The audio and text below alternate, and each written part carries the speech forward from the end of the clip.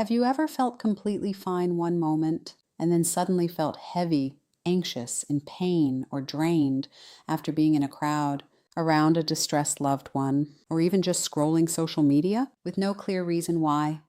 If you're an empath, also known as a highly sensitive person or HSP, your body might be absorbing more than you realize.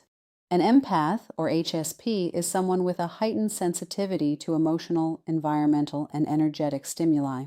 This can include a deeper awareness of other people's moods, subtle shifts in energy, and a nervous system that processes experiences more intensely than average.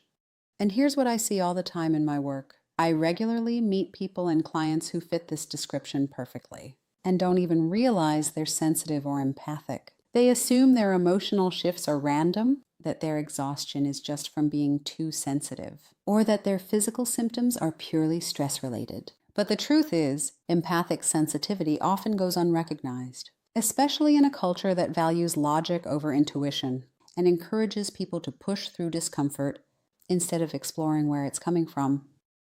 Empaths are everywhere, quietly feeling what others overlook. They may think they're moody, emotionally reactive, or socially anxious, because that's what they've been told. You're too sensitive. You're overreacting. Why do you take everything so personally? You need to toughen up. And over time, they start to believe it. But in reality, they're picking up emotional and energetic signals from the environment around them. And unfortunately, this sensitivity is often misunderstood because there's no obvious cause. The very real physical symptoms are often dismissed or overlooked. And over time, that kind of invalidation can do real damage. It can lead someone to question their own experience, suppress their intuition, and disconnect from their body's signals when what they actually need is support, grounding, and tools to manage their energy. Recognizing empathic sensitivity for what it truly is can be a turning point, not just for physical well-being, but for self-understanding and empowerment. Empaths are people who are finely tuned to the emotional and energetic environments around them. But this isn't just emotional awareness. It's a deep, often involuntary absorption of other people's energy. And it can have very real, very physical consequences. For many people, this shows up as fatigue, muscle tension, digestive issues, anxiety-like symptoms, or unexplained aches and pains. What makes this so complex is that it doesn't always feel emotional at first. You might feel a racing heart, a tight chest, or sudden fatigue, a heaviness in your body, a knot in your stomach, or an unexplained sense of unease after being near someone distressed. You might also feel heavy, foggy, or agitated after being in a chaotic environment, even if everything looked fine on the surface. And over time, these subtle energetic intrusions build. They can compound into chronic issues like sleep disturbances, joint pain, digestive issues, or symptoms that seem to mirror those of people around you. So why does this happen? It often comes down to a few key factors. First, empaths tend to have highly permeable energetic boundaries, which means your system acts like a sponge, absorbing emotional residue from others without you even realizing it. This creates something known as emotional contagion, where you take on someone else's anger, grief, or anxiety as if it were your own, and eventually that shows up in the body. Now add to that a world full of overstimulation, bright lights, constant noise, endless digital input, and it's no surprise that many empaths feel burned out, inflamed, and on edge. If there's trauma in your background, this sensitivity can become even more pronounced. A hyper-vigilant nervous system is like an antenna stuck on receive, constantly scanning, constantly picking up signals, and often unable to distinguish between what's yours and what isn't. And this leads to one of the most frustrating parts of this experience. You go to the doctor, they run tests, everything comes back normal, and you're told there's nothing wrong, it's just stress. Or worse, it's all in your head. Sometimes labels are given: chronic pain condition, chronic fatigue, somatic symptom disorders.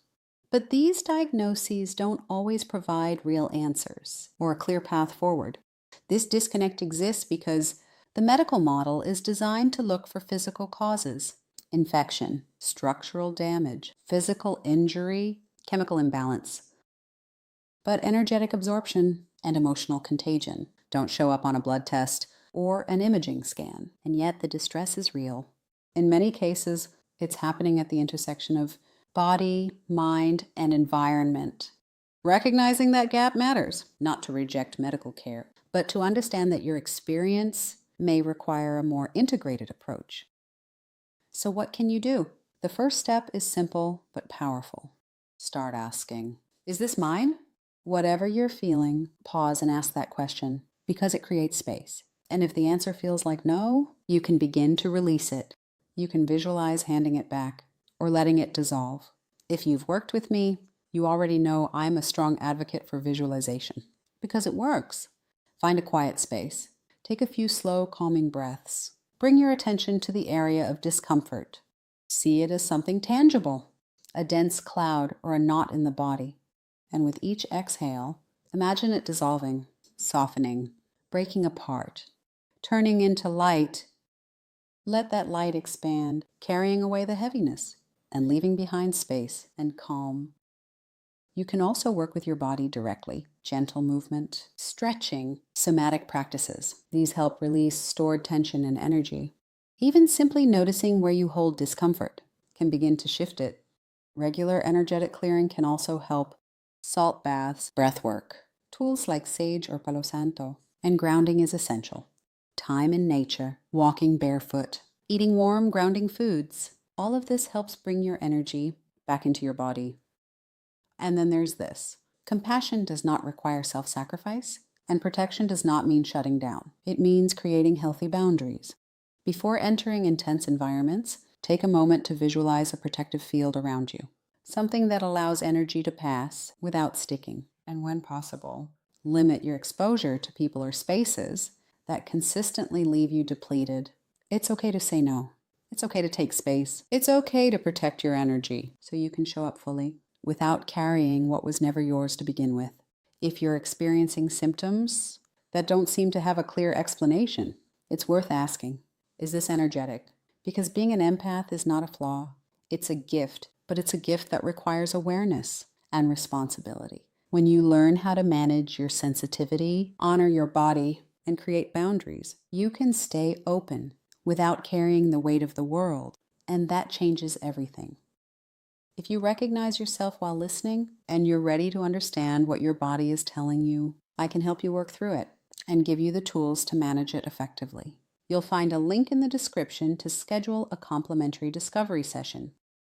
And if you want to go deeper on your own, I walk through this work step by step in my book and workbook, Why You're Sick and How to Get Well, where I explore the connection between beliefs, the body, and long-term healing.